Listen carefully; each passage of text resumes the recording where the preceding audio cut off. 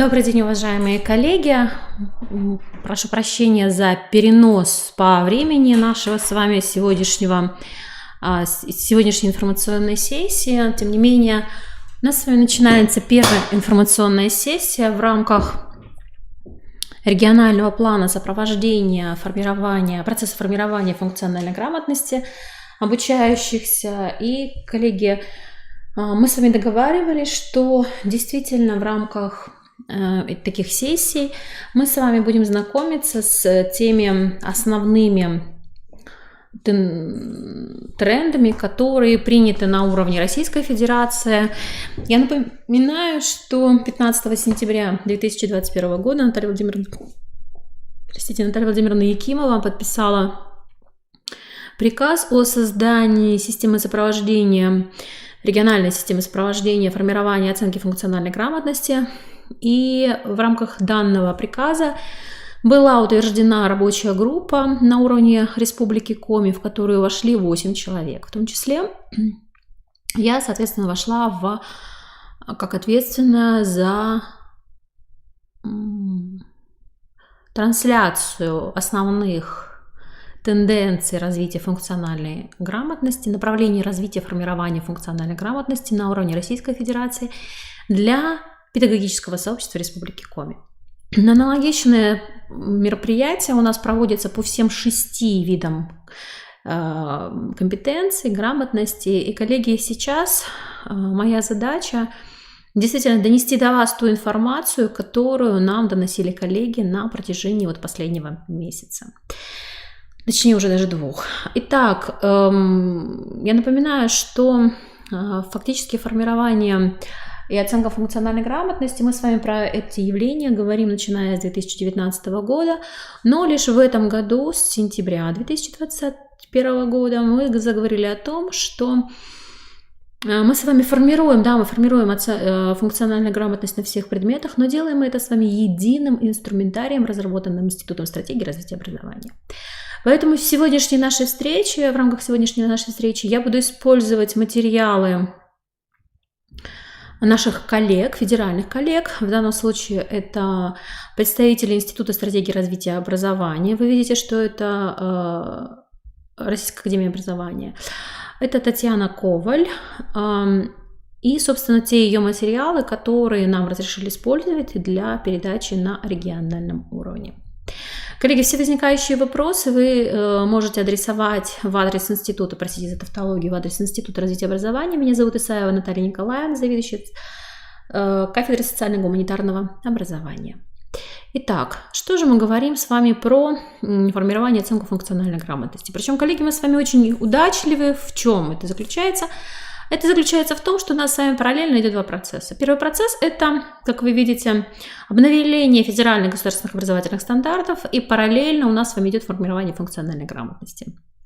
Кроме того, на первом семинаре нам рассказали, какие бывают отечественные ресурсы для формирования и оценки глобальных компетенций, что такое, развели понятия глобальная компетентность и глобальные компетенции как таковые, да? Глобальные компетенции в исследовании ПИЗа, рамки оценивания, особенности инструментария. Ну и здесь представлен основной список литературы. Соответственно, данные презентационные материалы будут доступны под видео, и вы сможете их скачать также в формате PDF, как нам предоставила Татьяна Владимировна Коваль. Коллеги, все вы прекрасно помните, останавливаться более подробно не буду, что глобальные компетенции у нас с вами можно познакомиться с материалами. И сегодня мы с вами воспользуемся одним из ресурсов. Это отечественный ресурс для формирования и оценки глобальных компетенций. Это, конечно же, на сайте Института стратегии развития образования Российской академии образования instrau.ru. Фактически мы с этим сайтом с вами работаем с 2019 года, поэтому всем он нам с вами известен. Отличительная особенность данного сайта заключается лишь в том, что, коллеги, в данном случае здесь представлены по 6 компетенциям, вы все это видели прекрасно, нам нужно было обсуждать демонстрационные варианты, 5 и 7 классы первоначально были представлены, сейчас же фактически представлены у нас с вами все базы банки заданий, начиная с 5 и заканчивая 9 классом, коллеги. И в этой связи хочу в очередной раз с вами, коллеги, напомнить, что функциональная грамотность по определению Алексея Леонтьева – это Функционально грамотный человек – это человек, который способен использовать все постоянно приобретенные в течение жизни знания, умения, навыки для решения максимально широкого диапазона жизненных задач в различных сферах человеческой деятельности, общения и социальных отношений. Коллеги, в этой связи есть различные определения, но в федеральных государственных образовательных стандартах раздел 35.2 звучит следующим образом.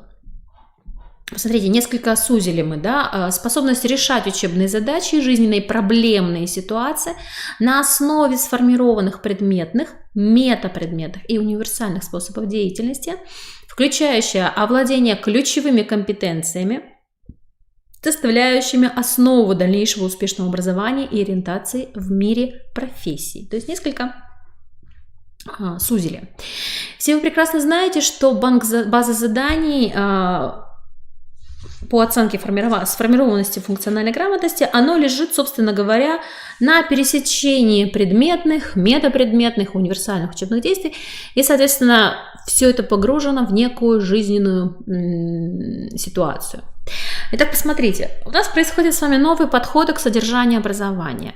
Динамизм, глобализация и неопределенность. И эти три основных момента, они также заложены в федеральных государственных образовательных стандартах. Особо четко это видно в обновленных федеральных государственных образовательных стандартах. Коллеги, мы активно начинаем погружать вас и все педагогическое сообщество Республики Коми в проблемы обновления федеральных государственных образовательных стандартов, и проводится ряд обучающих семинаров, поэтому более подробно мы проговорим про вот эти вот новые подходы к содержанию образования в рамках обновленных ГОС на них. Ну и так, смотрите, мы говорим о том, что самое основное отличие нового подхода к содержанию образования – это то, что признается потенциал школьного образования и его возможности формирования ответственного гражданина в условиях постоянно изменяющейся ситуации и в условиях необходимости взаимодействия в изменяющемся мире с другими странами. Поэтому, коллеги, мы говорим о том, что глобальные компетенции – это любознательность открытого ума, сострадание открытого сердца и смелость, направляющая наш интеллектуальный, социальный и эмоциональный потенциал на создание нового гуманного мира. И это лучшее оружие против величайшей угроз нашего времени – невежества закрытого ума, ненависти закрытого сердца и страха врага свободной воли. Что же в себя включают глобальные компетенции? Давайте разведем. И глобальная компетентность в системе функциональной грамотности. Если мы говорим про если мы с вами говорим про глобальную компетентность, то, соответственно, мы говорим о том, что это ценностно-интегративный, глобальная компетентность. Это личностная структура. Это одна из основ ориентации и успешного существования в современном социуме. Это многомерная цель образования на протяжении всей жизни человека. Эти определения мы с вами взяли из исследований ПИЗа 2018 года.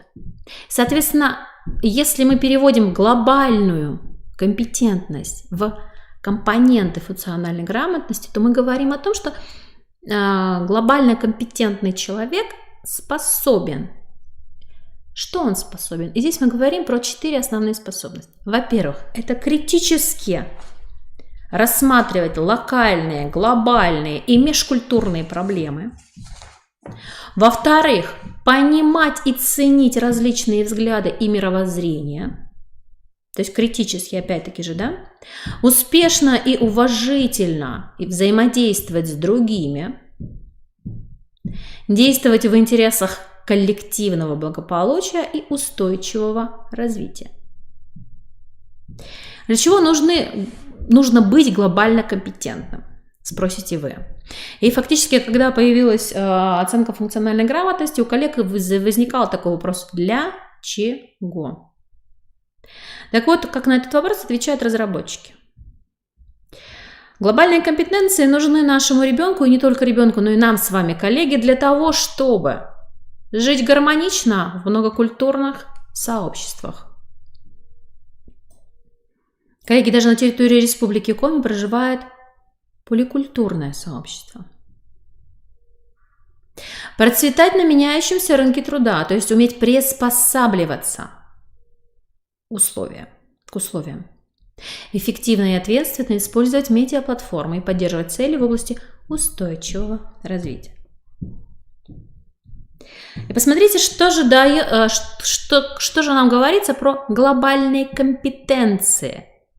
И вот глобальные компетенции в определении Коваля – это ценностно-интегративный компонент функциональной грамотности, имеющий ценностную основу, собственное предметное содержание и нацеленный на формирование универсальных навыков, известных нами как soft skills. О каких же ценностях мы говорим? Мы говорим о тех ценностях, которые прописаны в Законе об образовании Российской Федерации. Гуманистические ценности, духовно-нравственные и ценности устойчивого развития. При этом мы с вами понимаем, что предметное содержание у нас с вами становится межпредметным, и даже мы говорим метапредметным по своей сути. А в понятие soft skills, то есть универсальные навыки, мы вводим такие понятия, как, то есть это некое интегративное понятие, включающее в себя ряд характеристик. Это и критическое мышление, это и креативность, это и коммуникативность, то есть умение взаимодействовать, это и коллаборация, то есть некое сотрудничество. Как же нам оценивать глобальные компетенции? И здесь у нас есть несколько методологий. Мы же будем с вами говорить про методологию исследования ПИЗа. Смотрите. Да, у нас есть знания, умения, ценности, отношения. Есть глобальная компетентность. Посмотрите, глобальная компетентность включает в себя изучение вопросов местного, глобального и межкультурного значения.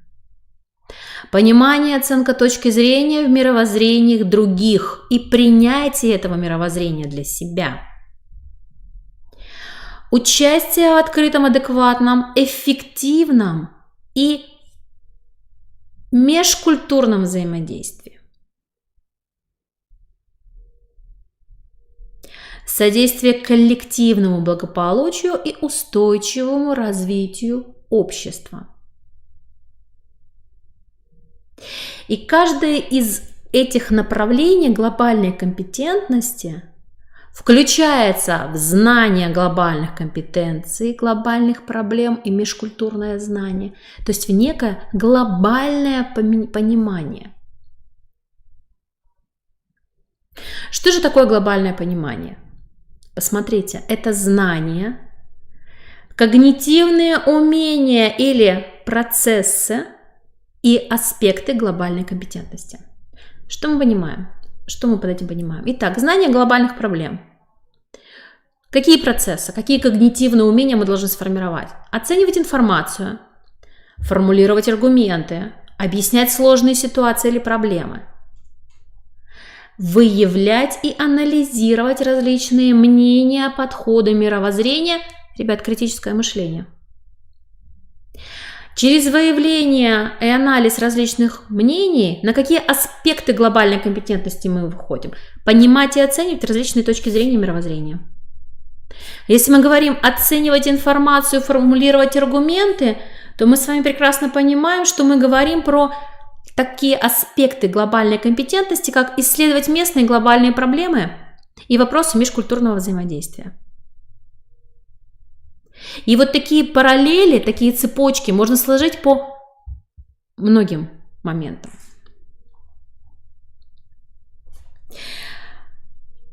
Каким же образом у нас функциональная грамотность перекликается с федеральными государственными образовательными стандартами основного общего образования? Коллеги, которые уже приняты были 31 мая 2021 года. Приказ номер 287, приказ Министерства просвещения Российской Федерации. Посмотрите, мы здесь говорим про, сейчас немножечко уменьшу, мы говорим ВГОС обеспечивает формирование российской гражданской идентичности, глобальная компетенция, конечно, формирование культуры непрерывного образования, освоение всеми обучающимися базовых навыков, развитие личностных качеств, уважение личности ребенка, развитие детской среды ответственности, сотрудничества, уважение к другим и самому себе. Конечно.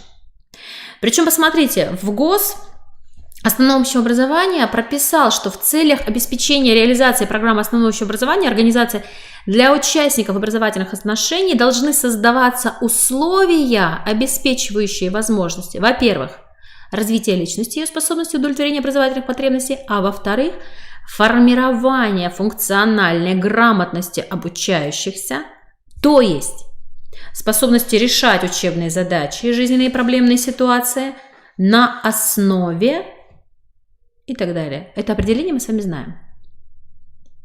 Посмотрите, читаем дальше. Включение обучающихся в процесс преобразования внешней социальной среды, формирование лидерских качеств, опыта социальной деятельности и реализации социальных проектов и программ, в том числе в качестве волонтеров. И мы в этом с вами прекрасно видим развитие волонтерского движения. Формирование обучающихся экологической грамотности, которая у нас с вами есть и в начальном общем образовании, навыков здорового и безопасного для человека окружающей его среды образа жизни. И таким образом наши федеральные коллеги приходят к выводу по проблеме ВГОС, основного общего образования, и функциональной грамотности. Коллеги, к какому же выводу они приходят? Так вот, говорится о том, что по факту для того, чтобы сформировать глобальную компетентность у школьников, у обучающихся,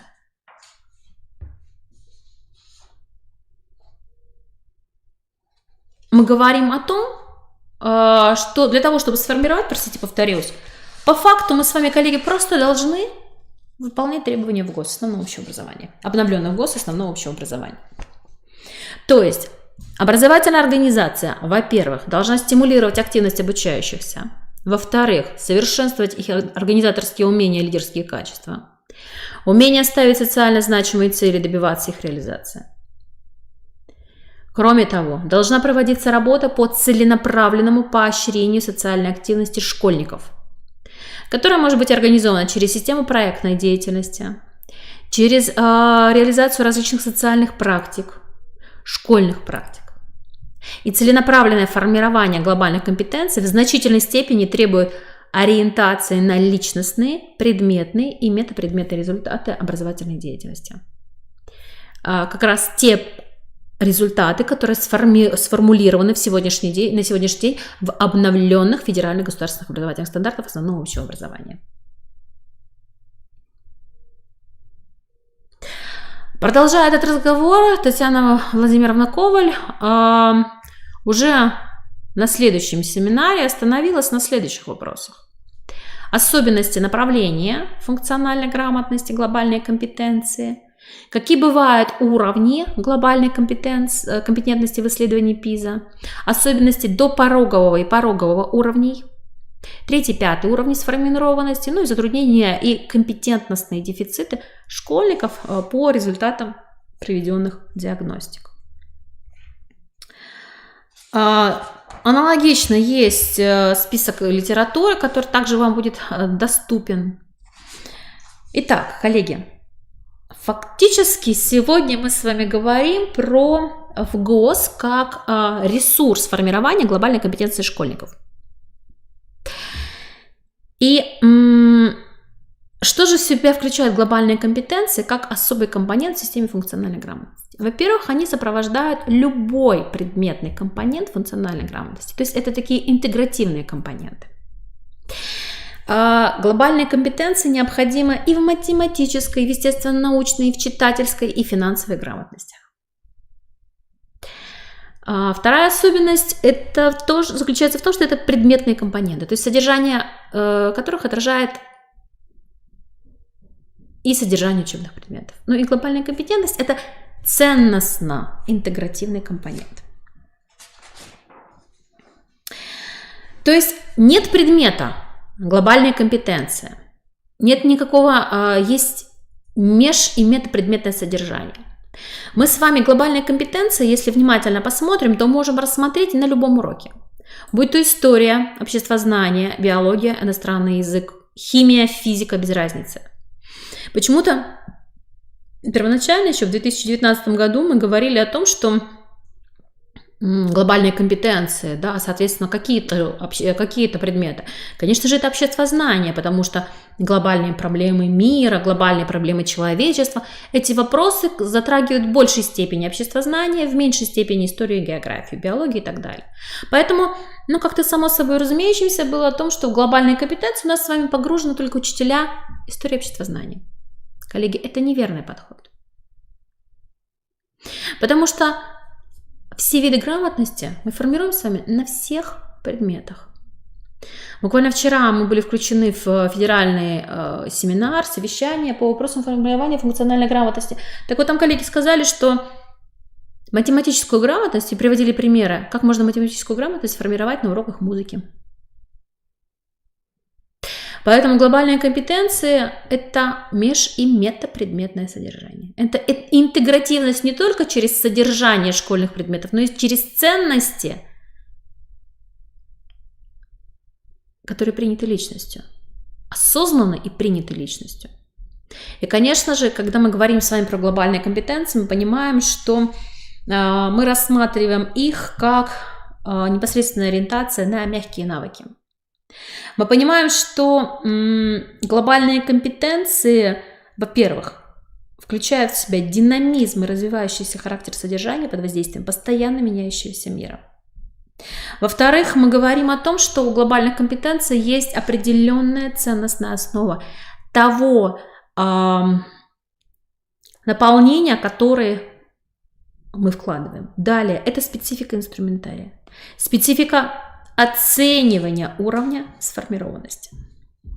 При этом посмотрите, каковы же результаты России по выполнению международного теста глобальной компетенции ПИЗа 2018 год.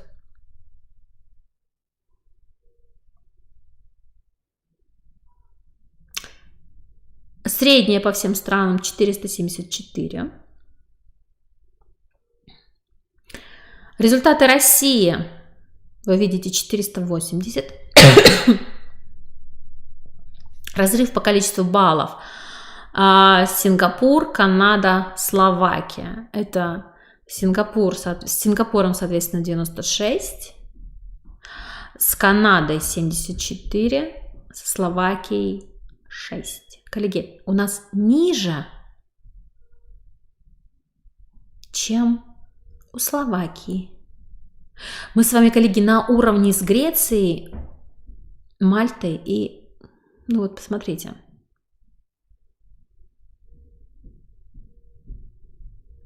Чуть ниже даже Словакии.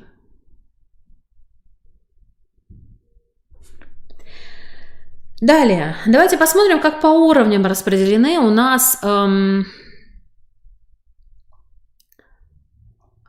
Российская Федерация. Посмотрите, 20% респондентов у нас ниже первого уровня, то есть у детей не сформированы глобальные компетенции на решение элементарных жизненных ситуаций, коллеги. Второй уровень – это сформированность навыков на решение простейших жизненных ситуаций, то есть знаний, умений, компетенций на решение простейших, элементарных жизненных ситуаций. Это только 25%. То есть 45% у нас с вами становится за порогом.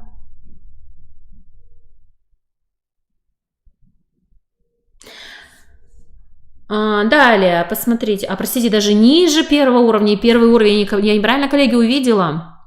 То есть 45% у нас первый и ниже первого уровня. 26%, вот темно-серый цвет, это второй уровень. То есть по факту мы говорим, что у нас 61% обучающихся не сформировал такие навыки. Простите, даже 71%.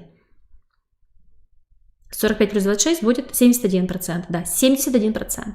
Третий, четвертый уровень, коллеги, это пороговый уровень, когда мы говорим, что ребенок может сам принимать решения и более сложные жизненные ситуации решать.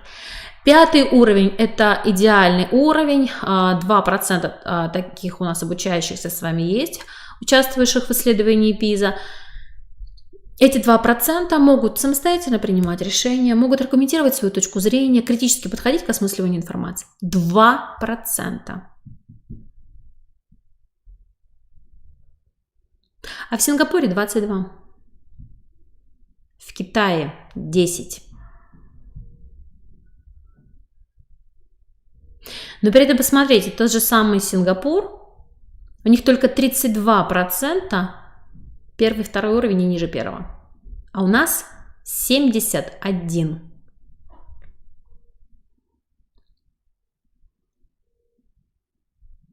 Ну и вы видите, собственно, сравнение, распределение результатов российских обучающихся по уровням глобальной компетенции в компетентности в сравнении со средним показателем по всем странам. В данном случае представлено распределение результатов российских учащихся по уровню глобальной компетенции в сравнении со средними показателями по всем странам. Вы видите, что у нас 5-й уровень поменьше, да, в среднем 4, у нас 2. 4-й уровень, то есть мы как бы почти на уровне с коллегами. И на следующем слайде вы видите наше сравнение с Канадой.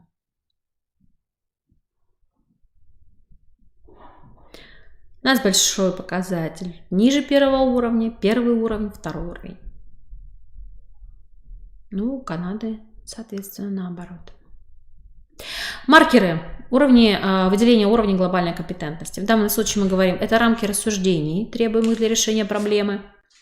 Это количество точек зрения, представленных заданий от 1 до 5. Это объем информации, количество источников информации. Ну и, конечно же, это описание или объяснение ситуации.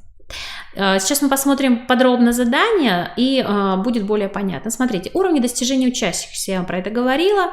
Представлены примерные уровни, повышение уровня моря и так далее, и так далее. Коллеги, мы сейчас с вами задание именно посмотрим, что в себя включает количество заданий. Какие дефициты и затруднения выявлены в результате масштабной апробации? Во-первых, вы видите дефициты познавательной деятельности обучающихся, высказывают свое мнение или отношение к ситуации и не видят требования заданий. То есть не читают, не дочитывают инструкцию до конца. Читательская грамотность, почему мы говорим метапредметная, межпредметная.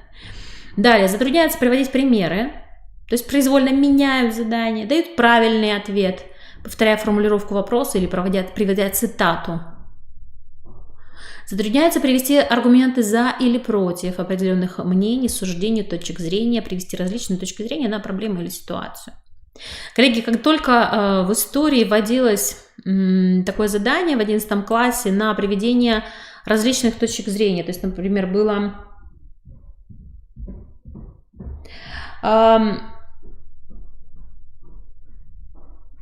помните, у нас в смысле, коллеги, кто предметник по истории или в теме, вы помните, что у нас было такое задание с вами: приведите 2 аргумента подтверждающих и 2 аргумента опровергающих. И в этой связи, коллеги, очень было удивительно, когда педагогическое сообщество сказало: да вы что, да ребенок не может сразу говорить и за, и против, это признак раздвоения личности. Нет, коллеги, это признак наличия критического мышления обучающегося. А в данном случае это будет, собственно, и функциональная, один из компонентов функциональной грамотности. Выводы. Каким же пришли? Необходимо проводить систематическую, целенаправленную деятельность всего педагогического коллектива по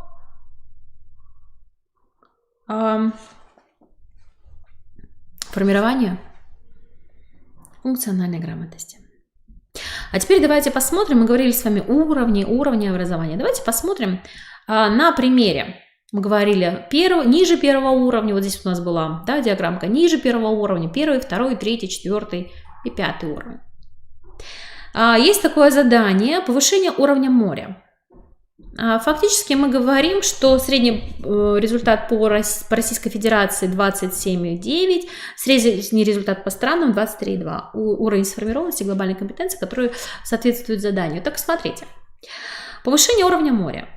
Фильм Травлина. Сейчас я увеличу, чтобы было видно. Полярный.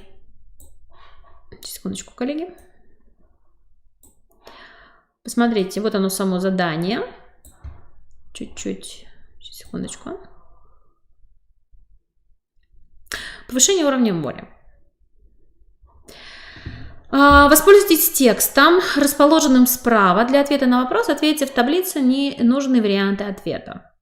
По мнению создателя документального фильма, его целью было убедить зрителей в том, что повышение температуры во всем мире представляет собой угрозу, показав им, как это может повлиять на жизнь людей. Принимая во внимание эту цель, отметьте, можно ли в приведенной таблице ниже причинами объяснить решение создателя фильма выбрать именно Травлина. Отметьте да или нет для каждой причины.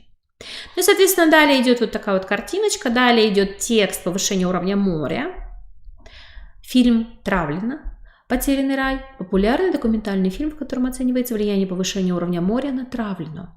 Небольшую островную страну, я прошу прощения, если поставила неправильное ударение, расположена на 12 низинных островах, с населением примерно 20 тысяч жителей. Страна живет в основном за счет туризма, рыболовства и сельского хозяйства. За последние десятилетия повышение уровня моря вынудило сотни травлинцев переселиться на земли, расположенные выше. Ученые считают, что если выбросы углекислого газа не будут радикально сокращены по всему миру, большая часть страны к 2075 году окажется под водой. Итак, коллеги, нам нужно выбрать. То есть ребенку да, нет.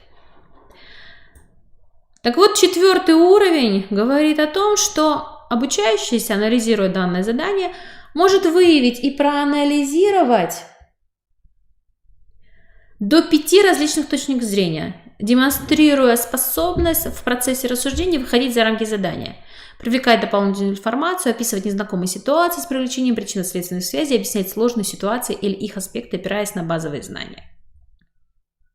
Уровень 5. Могут выявлять и анализировать 5 и более точек зрения. В рассуждениях демонстрируют способность выходить за рамки, могут объяснять сложные ситуации или аспекты. Посмотрите, тут вот уровни-то уровни. 3-й уровень. 2-3 точки зрения и выходить за пределы задания. 1-й уровень. Могут правильно определить одну точку зрения и использовать полученную информацию для выполнения задания, рассуждать, когда им знаком контекст, и они могут легко представить себя на месте другого. Могут оценить минимально объем информации, описать эту ситуацию или ее аспекты. Вот такой ответ дали. Средний результат по России 64,8%. Давайте посмотрим, каковы же задания по глобальным компетенциям, коллеги. Глобальные компетенции. Комплексное задание «Найденыш». В целом, если мы говорим про характеристику заданий по оценке функциональной грамотности, то мы с вами поговорим про 5 класс, коллеги. Секундочку. 5 класс.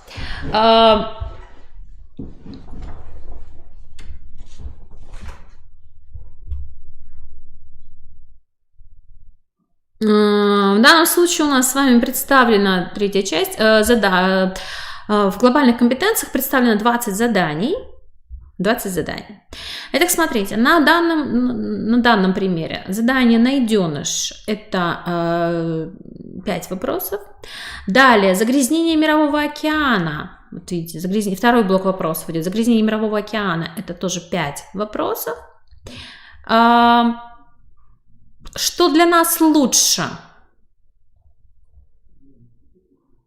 3-й блок – 5 заданий. И 4-й блок – это подарок. Тоже 5 заданий. По факту, когда мы говорим, начинаем оценивать глобальные компетенции, по факту первое задание это, если мы вернемся в самое начало, хочу обратить ваше внимание, что в данном случае характеристика задания найденыш. Во-первых, вот оно у вас представлено на слайде. Содержательная область оценки – это глобальные проблемы, компетентность – это оценивать информацию, контекст личный, уровень низкий, формат ответа – задание с выбором верного ответа. В данном случае, если правильно принимается полностью, соответственно, ставим 1 балл, если нет, то нет. Смотрите, на прогулке пятиклассники увидели, как на углу улицы остановился автомобиль, и из открывшейся дверцы на тротуар полетел странный черно-белый клубочек. Это был котенок. Так владельцы автомобиля избавились от него. Дети подобрали котенка и сделали все, чтобы помочь ему. Маша и Сережа стали звонить родителям, не разрешат ли они забрать найденыша домой. Мама Маши сразу согласилась. Так пятиклассники спасли котенка, а он нашел настоящих хозяев. Первое задание – глобальные компетенции. Основываясь на информации текста, укажите, для чего дети подобрали котенка. Первый вариант – дети подобрали котенка, чтобы играть с ним. Второй – чтобы покормить его. Третий – чтобы рассказать о нем родителям. Четвертый – чтобы спасти ему жизнь. По факту вы видите, что и первый, и второй, и третий варианты, да, они могут быть приняты, играть с ним, да, но это как пролонгированный уже результат, да, то есть отсроченный результат. Но, во-первых, конечно же, чтобы спасти ему жизнь, то есть это более широко мыслить, ну и, соответственно, мы проверяем широту кругозора в данном случае. И верный ответ в данном случае четвертый. Далее, продолжая, возвращаясь домой, школьники обсуждали поступок владельца автомобиля. Это продолжается данная ситуация, да? И Сережа сказал: в больших городах часто можно встретить бездомных животных, собак и кошек. Этим животным нужна помощь, их жизнь всегда находится под угрозой.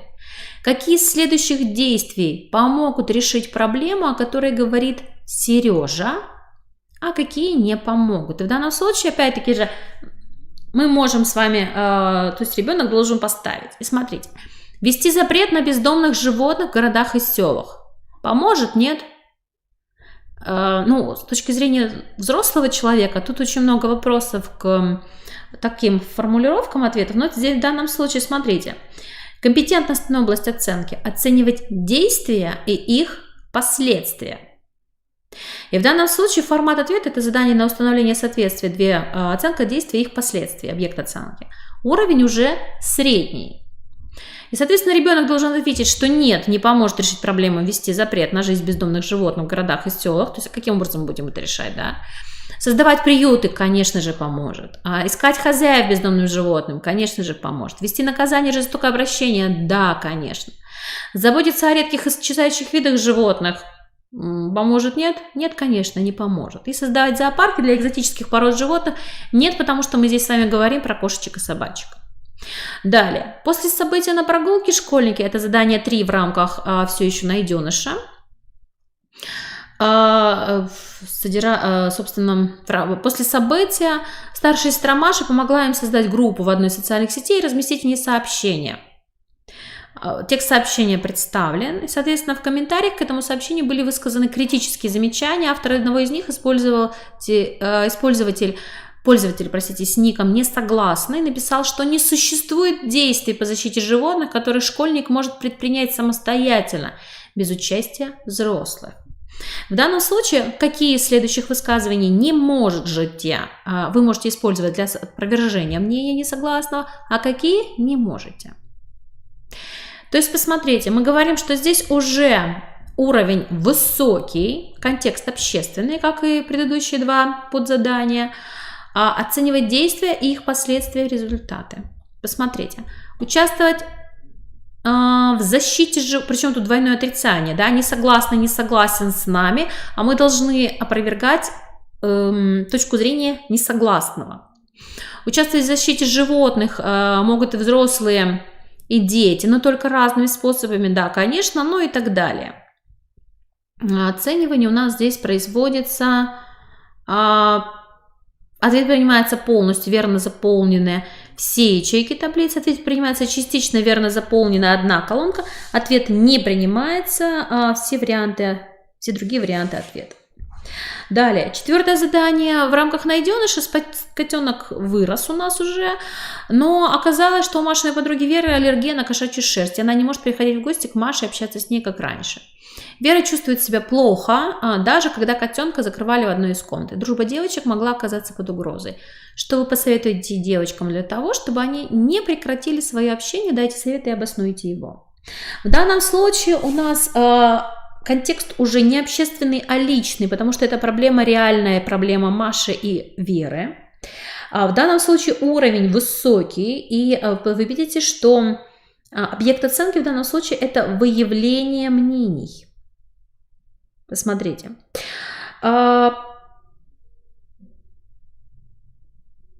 Причем какие варианты ответов у нас в данном случае предлагаются? 2 балла у нас ставится в случае, если принимается полностью ответы. Причем, посмотрите, один совет и одно объяснение.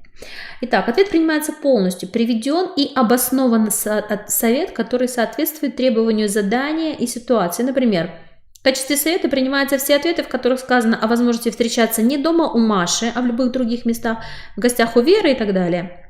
В школе, на прогулке. А в качестве обоснования принимаются все ответы, которые характеризуются дружба. То есть, например, для настоящей дружбы не обязательно находиться в определенном месте, проводить время у кого-либо в гостях и так далее. Если приведен только совет, но нет объяснения, тогда ставится 1 балл. Ну и ответ не принимается, то есть 0 баллов, если советы, которые призывают девочек разорвать отношения, советы, в которых сказано о необходимости для Веры подвергать свое здоровье опасности и так далее. И советы, в которых сказано о необходимости избавиться от котенка. Коллеги, при этом у меня, например, возник совет у Веры принимать какие-нибудь препараты противоаллергенные, потому что она может столкнуться с проблемой, то есть котенок в метро, кто-то везет там сумочки, переводит в лифте в закрытом пространстве. И не совсем понятно в данном случае, как оценен будет тогда данный ответ и каким образом будет обоснование. Потому что здесь предполагается только некая определенная последовательность, траектория в данном случае, а все остальные ответы, которые дети предложат, они очень... В данном случае он не ограничен. Понимаете, это бесконечное множество ответов. Я понимаю, что как вариант нельзя было написать все варианты, но тем не менее, я так понимаю, что будут сложности в системе оценивания. Но это вопрос уже, собственно, каким образом будет в данном случае проводиться.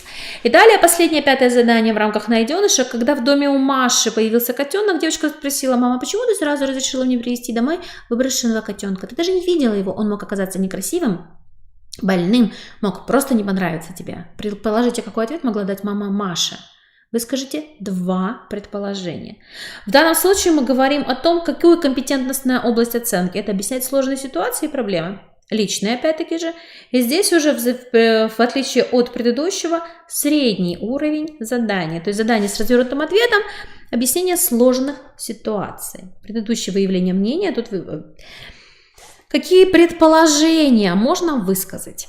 В данном случае мы говорим про 2 балла принимается ответ, любые 2 предположения, которые соответствуют требованию задания и ситуации. Например, связанное с отношением мамы с животных. Мама любит животных, всю жизнь мечтала иметь котенка, кто-нибудь не мог и так далее. Мама пожалела котенка, мама понимала, что котенок погибнет на улице. То есть такие гуманистические наклонности. Далее, связанные с отношением мамы к поступку Маши. И связанные с отношением мамы к поведению людей, выбросивших котенка из автомобиля. То есть, например, мама была возмущена данным поступком. В данном случае у меня предположение еще одно появилось. Опять-таки же, коллеги, с точки зрения, опять-таки же, взрослого человека, может быть, у наших деток оно и не появится. А в данном случае мы говорим о том, что мама взяла котенка, в своей квартире она держать не может, но она может его передать бабушке. Например, своей маме, маме супруга и так далее.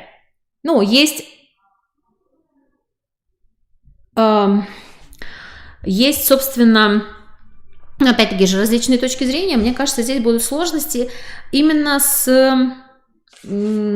трактовкой заданий, трактовкой ответов, простите. Вы видите, что аналогичные задания еще 3 блока заданий. Я хочу остановиться на приведении примера вам теперь по 9 классу, потому что раньше мы с вами только 5-7 класс смотрели. А теперь, коллеги, я предлагаю вам посмотреть глобальные компетенции на уровне 9 класса. И в данном случае, посмотрите, здесь у нас часть 1 представлена. Это по 6 заданий. Задания из 2 блоков по 20 минут на каждый для информатики. Тут написано: дети должны мечтать. Первый блок заданий. А не работать в поле — это 6 заданий. И второе — это рождение детей из СМИ. Секундочку, коллеги. Рождение детей из СМИ. Мы сейчас дойдем. Вот 4, уже 5, 6 задание. Пропустили, значит. 3, 2, 1, да? Вот, простите, да. Рождение детей из СМИ. Также 6 заданий. Формирование функциональной грамотности. Это 6 заданий, взяты из открытого банка заданий. Итак, что же на уровне 9 класса, на уровне 5 мы с вами посмотрели, что же у нас с вами происходит на уровне 9 класса. У нас с вами есть некая ситуация, которая на уровне 9 класса представляется целостной для 6 заданий. И посмотрите, дети должны мечтать, а не работать в поле. В данном случае приводится задание, связано с 12 июня, Международный день защиты детства. Ежегодно 12 июня Международная организация труда проводит Всемирный день борьбы с детским трудом. Его цель – привлечь внимание правительств, работодателей и гражданского общества к проблеме детского труда, чтобы добиться запрета и ликвидации наихудших форм детского труда и покончить со всеми ими формами к 2025 году. То есть, коллеги, вот уже рядышком, да, совсем рядышком. И по оценкам Международной организации труда, только в развивающихся странах вынуждены работать около 250 миллионов детей в возрасте от 5 до 14 лет. В данном случае детский труд встречается практически во всех секторах экономики. Однако 7 из 10 детей работают в сельском хозяйстве. То есть вот 9 класс, уже и текст совершенно другой. Вы видите, здесь приведены обществоведческие термины, здесь употребляются уже более серьезные термины, текст более научный и насыщен фактами, цифрами и фактами. И при этом, посмотрите, первое задание – это у нас с вами низкий уровень, общественный контекст, насколько мы умеем анализировать информацию. Соответственно, мы здесь должны, каковы основные цели учреждений международного для ответа на вопрос ответьте один или несколько вариантов ответа. Коллеги, здесь единственная сложность в том, что здесь 2 варианта ответов верны, и то есть ответ принимается полностью, то есть ребенок получит 1 балл, если выделили верно то, что обратить внимание мирового сообщества на проблемы детского труда и объединить усилия международных организаций, правительств, граждан и так далее по всем в разных странах. Если приведен один верный ответ, либо 3, то, соответственно, ребенок получает 0. Далее тема продолжается и приводится статья, что такое детский труд, то есть выполнение детьми, подростками работ, базовый минимальный возраст, то есть это уже областная работа, что такое? Это некая выдержка из, вы видите, мы сейчас можем даже выйти на Международную организацию труда, и есть некая статья, реально существующая, про вот существующее, что такое детский труд. И далее это уже средний уровень, общественное значение, оценить информацию. Соответственно, как и в 5 классе, типология задания одна и та же. Да, нет, и дети тут проставляют. Соответственно, действительно, тут должно быть нет, нет, да, да, да, да, нет.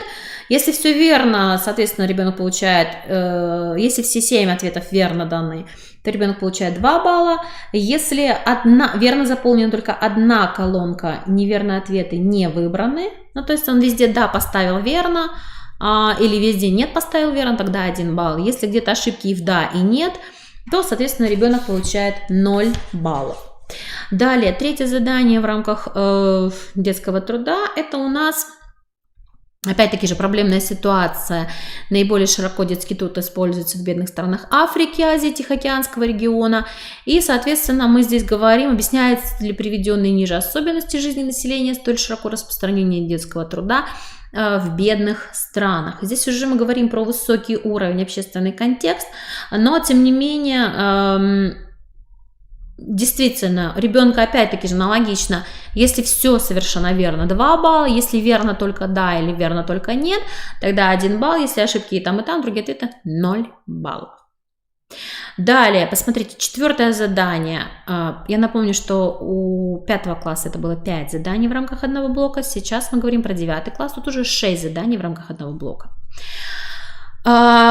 Так, в рамках 4-го задания вы видите МОД, стремясь к ликвидации детского труда, призывает страны предоставить бедным семьям финансовую помощь для обучения их детей в школах, а также гарантировать взрослым трудоустройство. Каким образом каждая из этих 2 мер может способствовать ликвидации детского труда в бедных странах? Но в данном случае необходимо записать объяснение для каждой темы. И посмотрите, 2 балла гарантированы ребенку тогда, когда он описывает финансовую помощь и какие гарантированы трудоустройства взрослым.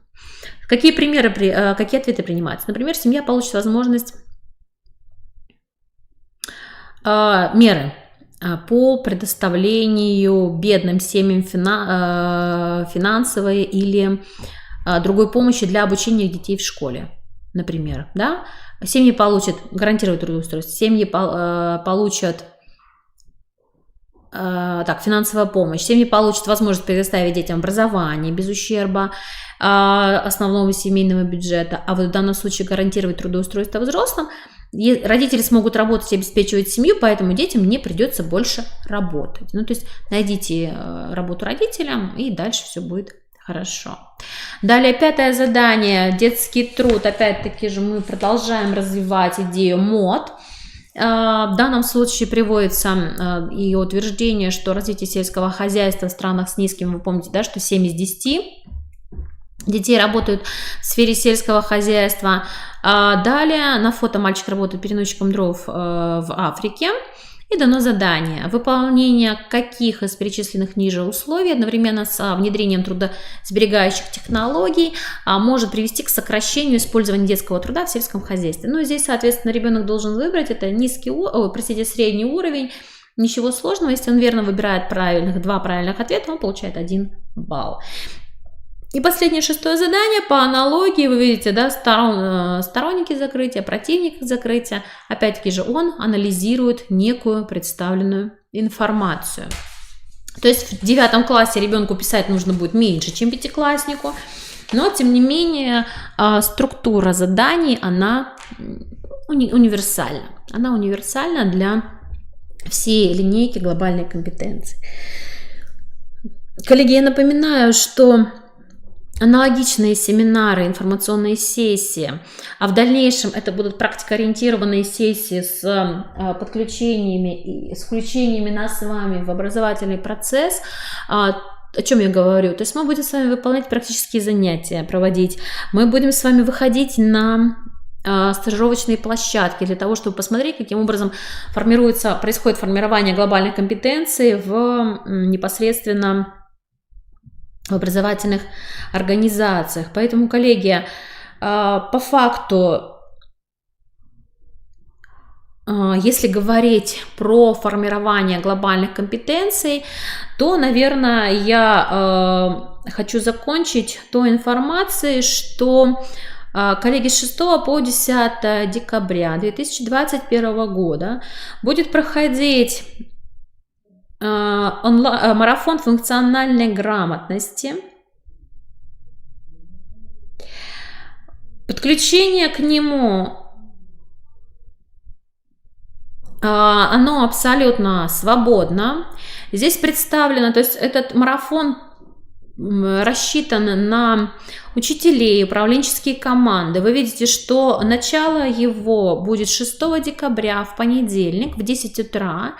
Вы видите, что информационно-образовательная среда e-learning на сайте Академии Минпроса и на заглавной страничке Академии Министерства просвещения Российской Федерации Академии Министерства просвещения представлена информация, и там возможно зайти в любой момент. Вот я сейчас пройду, нужно будет зарегистрироваться, логин и пароль, и действительно через эту систему вы сможете просматривать все события, которые будут проходить. Кроме того, вы видите, что здесь все ссылочки актуальные, и работа с секцией предполагается с 10 до 5 часов ежедневно. Вы можете подключаться на любое из представленных мероприятий для своего. Вы видите, что здесь есть и кванториумы, и развитие математической грамотности, и всех остальных видов грамотности. Коллеги, кроме того, я напоминаю, что у нас есть платформа RESH. И вот здесь вот так оставлю, чтобы вы запомнили, что 6 по 10 декабря. У нас с вами есть платформа Российской электронной школы, где в настоящий момент представлены и открыты нам с вами для использования и возможности назначения нашим с вами обучающимся пока только математическая, естественно-научная и читательская грамотность. С 17 декабря будет такое открытие для всех остальных регионов, непилотных площадок, RESH всех 6 направлений. Коллеги, с 17 декабря вы сможете выдавать, назначать задания обучающимся в RESH по всем 6 направлениям деятельности. В том числе по всем 6 направлениям. В этой связи хочу сказать, что наша республика очень хорошо включилась в процесс использования российской электронной школы.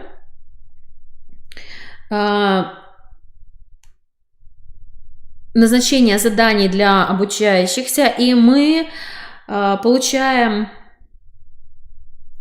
хорошие позитивные отзывы по использованию этой системы, поэтому предлагаю включаться в процесс использования и в процесс назначения. Деткам тоже интересно, поверьте мне. Сегодня перед нами выступали представители других регионов, те, кто вошли в пилот по апробации вот, собственно, этих вот заданий, по апробации платформы RESH. И, коллеги, отзывы детей, они в данном случае очень позитивные. И действительно масса положительных эмоций, масса положительных отзывов об использовании данной системы. Поэтому RESH нам с вами в помощь. Опять-таки же вернусь к первой презентации. Вся полнота, вот данные примеры я скачала соответственно, с сайта. Вот он здесь представлен,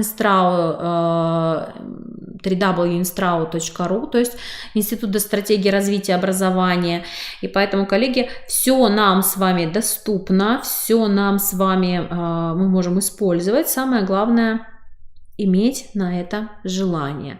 А сейчас я с вами прощаюсь, желаю плодотворного, продуктивного вечера, хорошо отдохнуть, чтобы завтра с новыми силами начать работать с обучающимися и вместе с ними формировать не только функциональную, но и в целом гармонично развитую личность в системе нашего с вами образования. Всего доброго, до свидания.